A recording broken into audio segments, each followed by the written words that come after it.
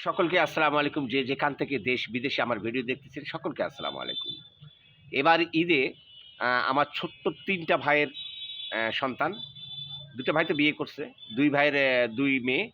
২ মেয়ের জন্য জামা কিনছি। আমার একটা ছেলে। আ আমার ছেলেটার জন্য কাপড়-চোপড় কিনছি।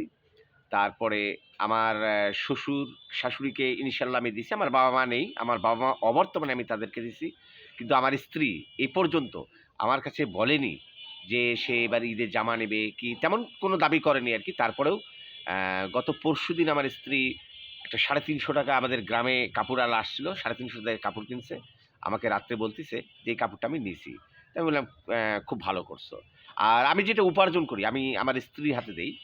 তার কারণ আমি জানি যে আমার স্ত্রী একটি টাকা নষ্ট করবে না। আর আমার বিপদের সময় আমার স্ত্রী কিন্তু টাকা বাহির করে দেয় আমাকে। যদি বলি যে ৳১০,০০০ থাকে দাও, যদি আমার স্ত্রীর কাছে থাকে সঙ্গে, সঙ্গে বার করে দেয়। কারণ গ্রামেই আমরা সব খরচ করে খাই।